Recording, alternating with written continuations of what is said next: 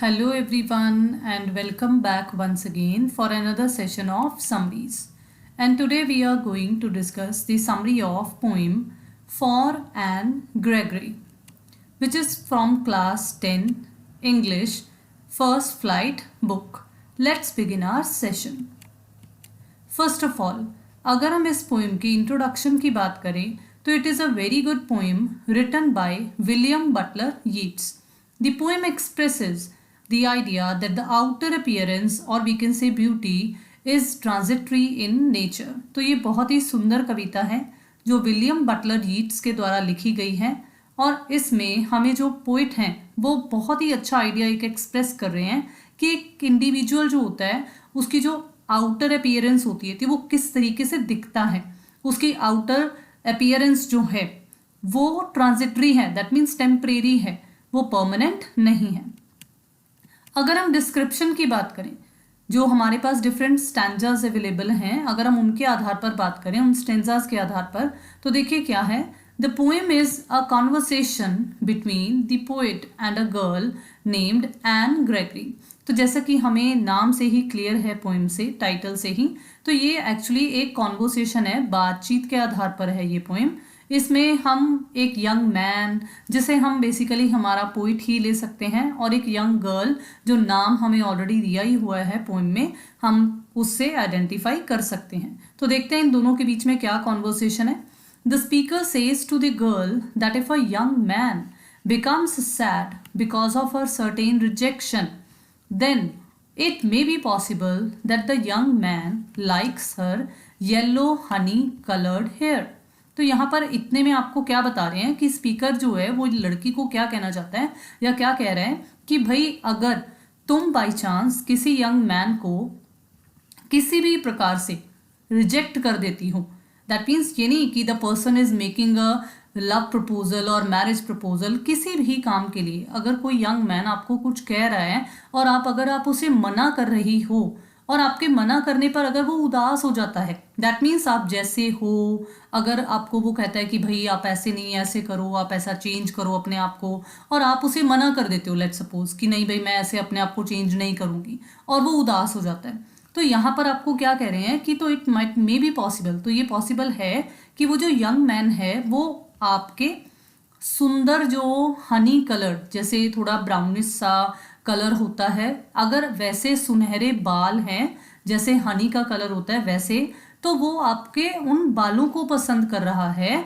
Not her inner qualities. That means जो आपकी आंतरिक सुंदरता है वो उसकी वजह से आपको पसंद नहीं कर रहा, वो सिर्फ आपके वो सुंदर बाल, दैट मीन्स आपकी आउटर अपीयरेंस के आधार पर ही आपको लाइक या लव करता है. Actually the poet wants to say here that the outer appearance overshadows inner qualities. अब यहाँ पर क्योंकि हमें पोएम में रैम्पर्ट्स कहकर बताया गया था, तो इसीलिए यहाँ पर हमारे पास ये उभर कर आता है कि जो पोएट है वो ये कहना चाहता है कि जो हमारी आउटर अपीयरेंस है, दैट मीन्स वो जो सुंदर बाल हैं तुम्हारे, वो किसको छुपा रहे हैं, वो तुम्हारी इनर क्वालिटीज को छुपा रहे हैं.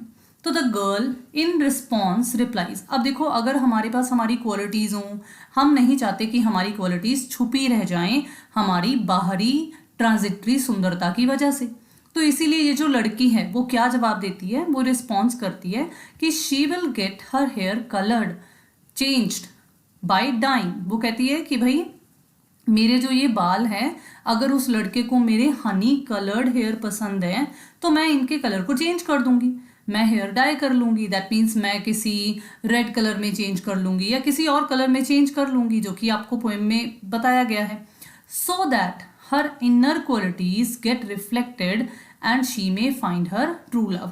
अब वो ऐसा क्यों कहती है, वो ऐसा इसलिए कहती है ताकि मेरी जो इनर क्वालिटीज हैं जो पहले ओवरशैडो हो रही थी बाहरी अपीयरेंस की वजह से, वो एक्चुअली रिफ्लेक्ट हों और उसे अपना जो ट्रू लव है, सच्चा प्यार है, जो सच्ची केयर चाहती है, वो उसे मिल सके.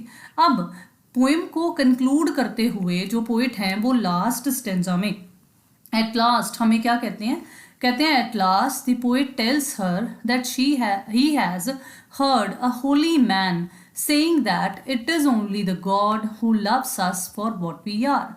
तो वो एंड में क्या कहते हैं कि भाई मैंने येस्टरडे, मतलब मैंने किसी रात ये सुना था एक रिलीजियस पर्सन के मुंह से, क्या सुना था कि भाई उन्हें एक ऐसा टेक्स्ट मिल गया है कि सिर्फ भगवान ही है जो हमें, हम जैसे हैं हमें वैसे ही एक्सेप्ट करते हैं। तो बेसिकली इस पोएम में ना एक यही चीज उभर कर आती है कि भाई इंसान जो है वो दूसरे इंसान को जैसा वो है वैसे का वैसा एक्सेप्ट नहीं करता।